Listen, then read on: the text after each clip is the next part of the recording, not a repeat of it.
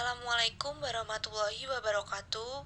Kami dari kelompok 5 kelas komunikasi bisnis C akan mempresentasikan hasil diskusi kami yang bertema proses komunikasi bisnis. Beranggotakan Oliviana Puspita Dewi, NIM 934105419, Novia Arianti Putri, NIM 934106919, Fatihatus Yami Rizkiyah, NIM 934107119, dan Firdayanti Dewi Fatmawati, NIM 934108119.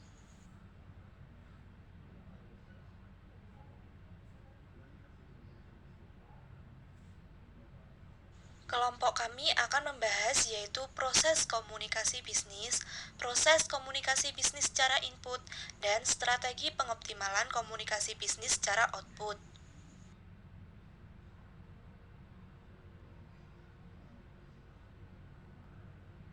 Saya di sini akan menjelaskan proses komunikasi bisnis. Para ahli komunikasi menyatakan bahwa komunikasi yang efektif adalah pemahaman bersama antara orang yang menyampaikan pesan dan orang yang menerima pesan, sehingga proses komunikasi dapat dimulai ketika komunikator mengirimkan fakta, ide, pendapat, atau informasi memiliki arti bagi pengirim. Ketika pesan diterima, maka akan diterjemahkan oleh penerima dan memberikan umpan balik kepada pengirim sebagai konfirmasi tentang pesan tertentu telah dipahami dengan baik atau tidak.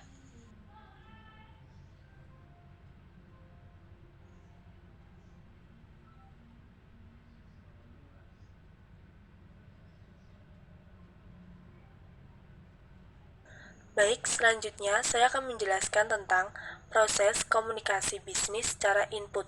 Input adalah data atau informasi yang dibutuhkan oleh sebuah sistem untuk selanjutnya diproses sesuai dengan ketentuan proses yang telah ditentukan. Ron Woodward dan Panton mengatakan bahwa komunikasi dapat dipandang sebagai proses pribadi yang meliputi pengalian informasi dan input perilaku.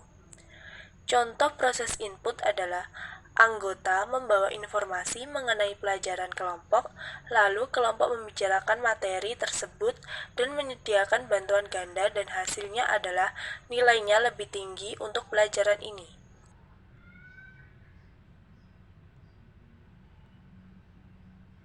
Baik, di sini saya akan menjelaskan poin C mengenai strategi pengoptimalan komunikasi bisnis secara output.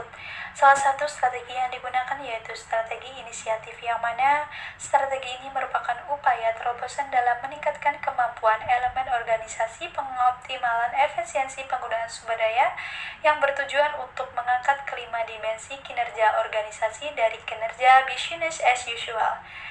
Dari kelima dimensi kinerja organisasi ini meliputi proses perencanaan, pengorganisasian, pemimpin, dan pengandalian upaya organisasi, serta proses penggunaan semua sumber daya organisasi untuk tercapainya tujuan organisasi yang telah ditetapkan. Adapun beberapa strategi inisiatif yang dipergunakan manajemen sebagai upaya terobosan dalam mengangkat kemampuan elemen organisasi untuk mengoptimalisasi kinerja organisasi. Antara lain yang pertama, Total Quality Management, yang kedua Operational Excellence, yang ketiga Manajemen Measurement, yang keempat Teknologi Information, yang kelima Competency Based Human Resource Management, yang keenam Talent Management, yang ketujuh Customer Relationship Management, yang terakhir Quest for Innovation. Selain strategi inisiatif, ternyata ada strategi kompetitif yang mana digunakan untuk pengoptimalan komunikasi bisnis secara output. Jadi strategi kompetitif ini yang mana salah satu implementasi paling penting adalah rekayasa ulang proses bisnis atau yang disebut dengan Business Process Re-engineering atau BPR. Jadi BPR itu merupakan pemikiran ulang dan desain ulang secara besar-besaran dari proses bisnis untuk mencapai peningkatan dalam biaya, kualitas, kecepatan, dan layanan secara drastis.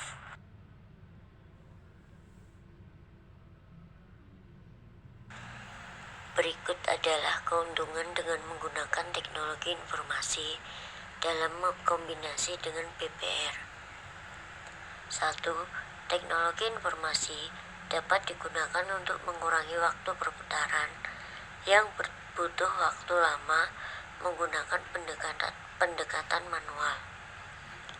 2. Lebih sedikit peluang untuk penipuan dan korupsi. 3. Lebih akurat dan presisi terjamin jika sistem teknologi informasi diimplementasikan dengan tepat. 4. Lebih banyak jumlah pekerjaan atau laporan dalam waktu yang lebih singkat. 5. Kualitas hasil kerja, layanan, atau produk yang baik. 6. Komunikasi cepat dalam tim. 7. Komunikasi lebih cepat dengan pelanggan dan pemangku kepentingan lainnya.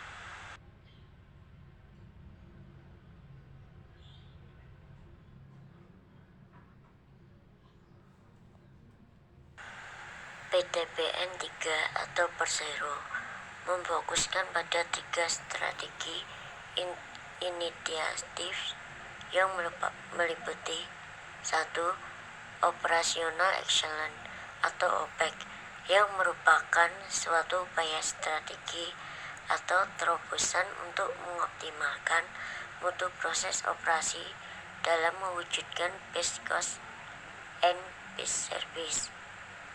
2. Kompetensi Based Human Resource Management atau CBHRM yang merupakan upaya strategi atau terobosan untuk mengangkat kemampuan tenaga kerja termasuk pemimpin dalam mensukseskan proses bisnis mewujudkan kinerja excellent dengan menerapkan manajemen sumber daya manusia berbasis kompetensi. 3. Customer Relationship Management atau CRM yang merupakan upaya strategi atau terobosan untuk mewujudkan loyalitas pelanggan dan membangun pelanggan baru dengan membangun jalur komunikasi dengan pelanggan dan meneliti kepuasan pelanggan serta menerapkan feedback management.